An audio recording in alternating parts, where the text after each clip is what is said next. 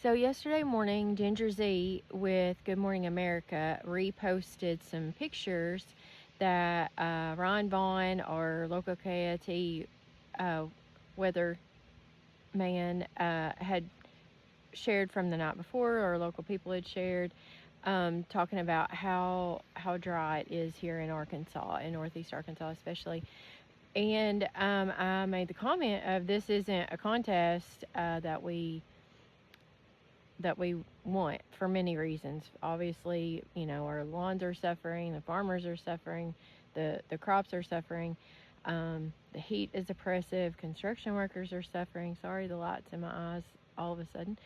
The sun's shining in my eyes. Tried to get in the shade, but anyway, you can see these trees here behind me. This is immediately what I've thought of. Look how that's about 10% green up there. It should be 100% green this time of year. That doesn't usually turn until, like late September, October. Um, so how does this apply to masonry? That was my comment is, this is actually affects your masonry too. So this heat, and this is what I've learned this is our 21st year in business, and this is what I've learned just from the science experiments, because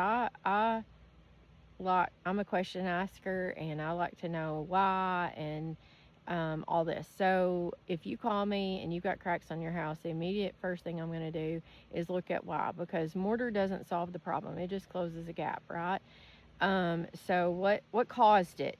Because if we don't fix the cause, it's going to come right back. So I don't remember the year. Y'all can fact check me on that. Maybe 2021, 2022, something like that. It had been like a wet spring and then a really, really, really hot, dry summer like this. Obviously, we had some record-breaking temperatures this year, so I don't remember records, whatever. But it was a really long, dry spell.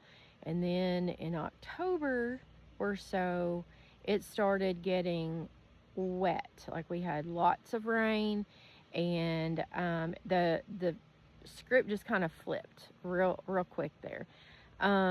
And in 1 week's time, I had 5 people from all across Jonesboro, different ages of homes, different types of masonry, veneer, rock, brick, old, new, different scenarios, but they all had one thing in common. And they had lots of trees in their yard, big trees close to the house, just trees. That was their one common denominator. And some of these houses, the cracks were big enough you could stick your hand in. I mean, I'm not talking little hairline cracks. I'm talking big enough to stick your hand in, and then some of them you could even kind of like turn your hand. There were huge cracks. This one lady told me that her and her husband could lay in bed at night and hear their brick breaking. That's extreme. That is really extreme. Another old couple, they had rocks in their home. They had huge cracks everywhere. They had huge oak and pine trees everywhere. And so, like, as I kept getting these calls all of a sudden, like, I've never had these big cracks before. Can you come take a look at them? All of them said the same thing. I've never noticed these huge cracks before. And to me, I was like, well, that's weird. Something's going on here. All these people are saying this all of a sudden.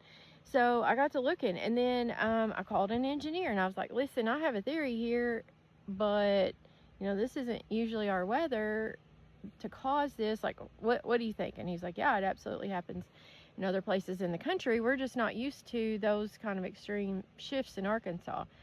So the theory is, and I guess you can prove me wrong, is these trees, they've got tree roots.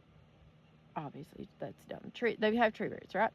And those roots are getting under the foundations and all that, and often that just presents itself in like hairline cracks. But in these extreme drought situations, those roots are sucking all the moisture out of the ground. And then all of a sudden, the water starts filling it back in, and this causes, masonry doesn't bend, it breaks. That's something I say because it just makes sense, and people are like, yeah, you're right. It just, the very silly little things you say just make so much sense when you're talking about cracks and all that. And the cause and what to do about it and all that. So um,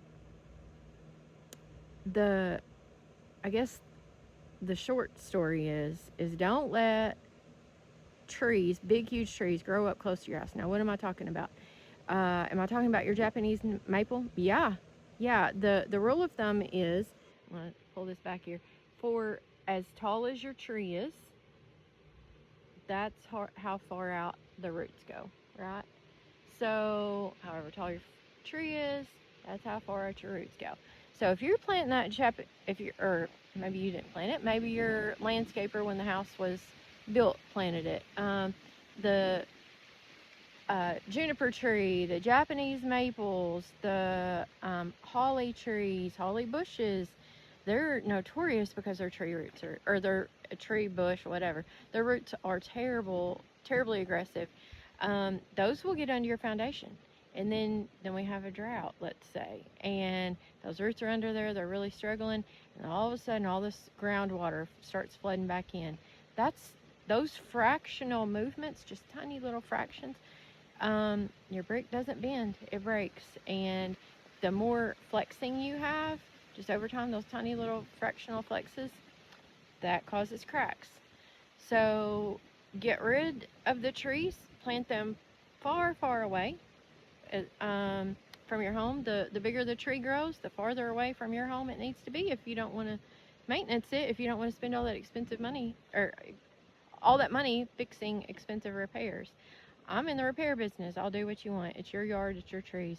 But this drought is going to flip off sometime. And the rain's going to come, and the groundwater is going to fill in. And check me. Check me this fall. Let me know if I'm wrong. I hope I'm wrong. That would be nice. I'd rather make your dreams come true. But we're here for you if you need us. And all these brown trees back here, that's real sad for lots of reasons. But anyway, here's your little why not to plant trees or let trees continue to grow right next to your home. I'm a big tree fan. Plant them far away. You have the rest of your life to grow trees. Your insurance company will thank you, so they don't have them hanging over your roof and all the things. But anyway, have a good day.